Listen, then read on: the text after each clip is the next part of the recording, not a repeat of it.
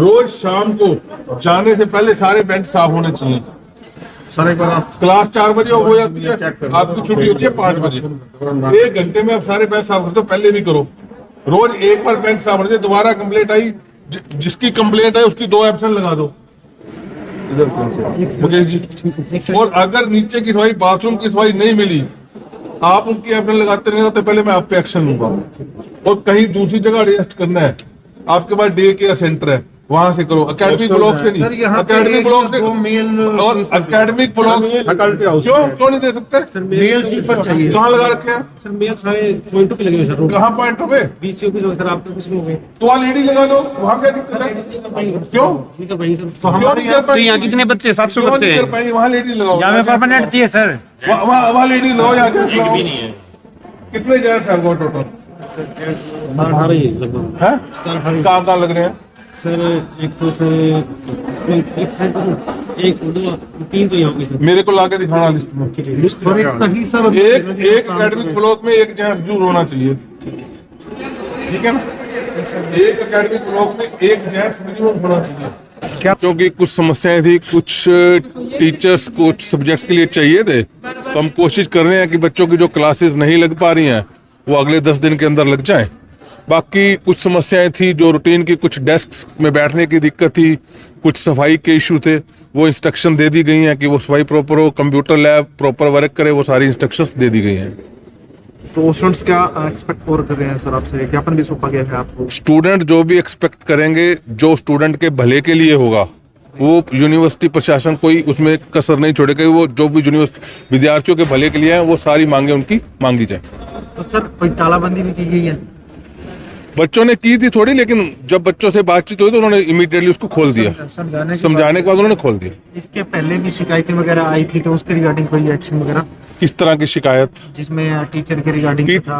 Teacher का जो शिकायत आई थी उनके ऊपर यह कि अभी तक उनको कोई भी टीचिंग लोड असाइन नहीं किया गया। पार्ट टाइम टीचर थे, उनको कोई भी टीचिंग लोड अभी तक असाइन नहीं किया गया। सर इसमें आप ये मानते हैं कि यूनिवर्सिटी है, प्रबंधन का कई थोड़ा सा मैनेजमेंट है, उसके अंदर थोड़ी सी प्रॉब्लम है? नहीं, तो बच्चों को इस तरह का नहीं, वो ऐसी कोई प्रॉब्लम नहीं है। कुछ समस्याएं देखो, हमारी यूनिवर्सिटी में पिछले 3 साल में स्ट्रेंथ जो है वो 2000 से 6000 हो गई है। जब विद्यार्थी बढ़ते हैं तो हमें इंफ्रास्ट्रक्चर उसी हिसाब से हम एक्सपेंड करते हैं।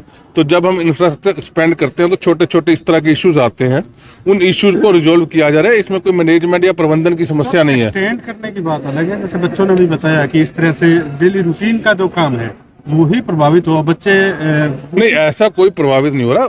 मान लो कहीं सफाई नहीं हुई है तो जो सफाई करनी जिसकी जिम्मेवारी है उस पे एक्शन भी लिया जाएगा, उसको इंस्ट्रक्शंस भी दे दी गई हैं। और ऐसा अगर वो सफाई दोबारा नहीं हुई तो उस पे एक्शन भी लिया जाएगा। हमारे टीचर उपलब्ध नहीं है हम लोगों को। और टीचर में सबसे बड़ी एक समस्या एक और है सर, जो यहाँ पे पार्ट टाइम टीचर है ना, उसमें रिजर्वेशन पॉलिसी लागू नहीं कर रहे।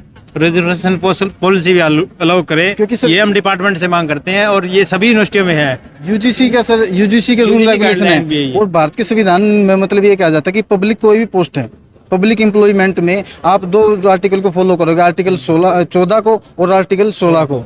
क्या नाम है आपका? मेरा नाम रविंद्र सरोवा है सर। किस तरह से प्रोटेस्ट आज किया गया है? क्या प्रोटेस्ट ये था सर कि लंबे समय से स्टूडेंट प्रयासरत थे कि इस डिपार्टमेंट, लॉ डिपार्टमेंट में बहुत सारी समस्याएं थी। मुख्य समस्या थी हमारी सर टीचर की। BLLB के लिए या फिर LLB के लिए जो भी हमारे मतलब टीचर्स हैं, वो टीचर्स अवेलेबल नहीं थे।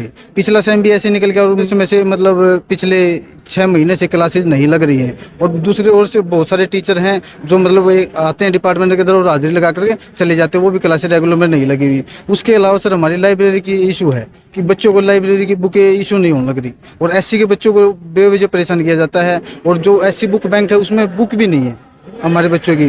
और उसके अलावा कंप्यूटर लैब है जो आज तक यहाँ पे 3 या 4 साल से जो बच्चे पढ़ रहे हैं रेगुलर में 5 ईयर या 3 ईयर में, उन्होंने आज तक एक भी बार कंप्यूटर की क्लासेज नहीं ली। जबकि बार काउंसिल ऑफ इंडिया का ये कहना है कि आप बच्चों को कंप्यूटर की नॉलेज, IT की नॉलेज देनी चाहिए और क्लासेज भी लगनी चाहिए। टीचर भी नहीं है, ना ही हमारी लैब सुचारू रूप से चालू है, ना ही हमारे डिपार्टमेंट के अंदर लीगल एड है कि कोई भी बाहर का व्यक्ति आए, किसी प्रकार की लीगल जानकारी एक्सपेक्ट करते हैं पब्लिक किससे करेगी? कि भाई भारत के अंदर एक कानूनी व्यवस्था है, किसको जानकारी होगी? लॉ के स्टूडेंट को होगी या टीचर्स को होगी।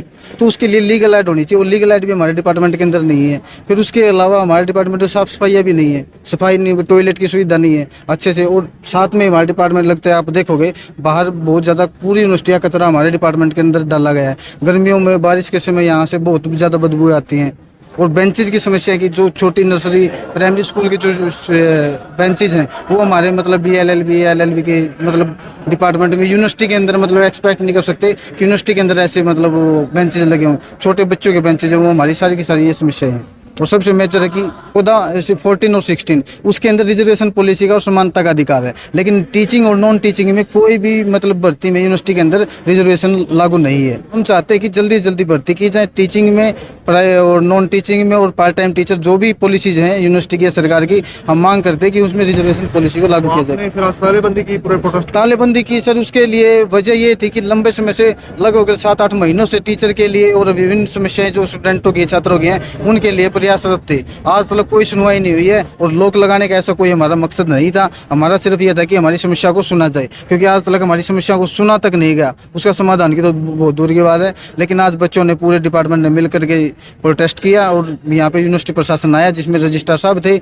हमारे चेयरमैन सर थे। उन्होंने हम लोगों को 10 दिन का आश्वासन दिया है कि 10 दिन के बाद 10 दिन तक हम आपकी समस्याओं का समाधान कर देंगे। इसमें टीचर हैं, लीगल एड है, हमारी लाइब्रेरी का इशू है, कंप्यूटर लैब का है, बेंचेज का है, और आई कार्ड हमारे आज तक 2 साल हो गए उपलब्ध नहीं हुए बहुत सारे बच्चों के जो BLLB के हैं। तो 10 दिन का उन्होंने समय मांगा कि इस 10 दिन तक हमें को समय दिया जाए और इसमें हम आपका समाधान कर देंगे। और अगर हमारा ये समाधान नहीं होता तो 10 दिन के बाद हम पूरे मतलब स्टूडेंटों को लेकर के हम दोबारा धरना प्रदर्शन या करने का प्रयास करेंगे। सरकारी नौकरी चाहिए, चलो ICS। 1 साल की फीस 6,000 रुपए। हमारे रहते आप बेरोजगार क्यों हैं? सरकारी नौकरी की सबसे अच्छी तैयारी, सबसे अच्छे अध्यापक, सबसे कम फीस, हरियाणा का नंबर 1 कोचिंग सेंटर ICS। संजीवनी अस्पताल बाल एवं शिशु रोग, general surgery, plastic surgery, neuro surgery, नेत्र रोग, फिजियोथेरेपी, स्त्री एवं प्रस्तुति रोग, हृदय एवं शुगर रोग, हड्डी एवं जोड़ रोग, कार्डियोलॉजी, दंत रोग, इमरजेंसी चिकित्सक सुविधाओं में एक भरोसेमंद नाम है। ICU, NICU, cath lab, hair transplant, private कमरे, urology, CT scan, laparoscopy, accident, trauma, heart attack, जले का इलाज, डायलिसिस की सुविधाएं उपलब्ध हैं। सभी मरीजों को खाना फ्री दिया जाता है। आयुष्मान भारत हरियाणा सरकार और रिटायर्ड फौजी भाइयों के इलाज, इंश्योरेंस और TPA पैनल पर सभी सुविधाएं उपलब्ध। पूछताछ मोबाइल नंबर 7027566691